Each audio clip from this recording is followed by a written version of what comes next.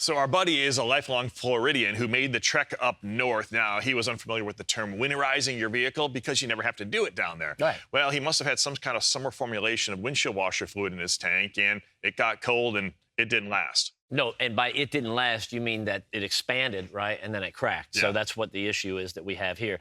Now, fortunately, with JB Weld, there's an easy fix because, you could go down to the shop and get another one of these, but why do that? Yeah, I mean, it's going to take you time. You've got to source it out, make sure they have one in stock, and they're going to hit you with a pretty good bill for anything that's going to be OE, right? So a quick fix, you can save some time and get it patched up was with WaterWeld from JB Weld. Now, it's got a ton of different uses, whether it's your pool or plumbing at your house, but on your car, you can use it on coolant reservoirs, water tanks, water lines, and drain lines.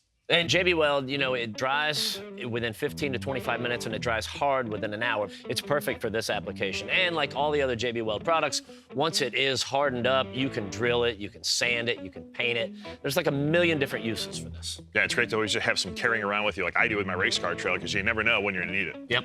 Save you a lot of time and a lot of money.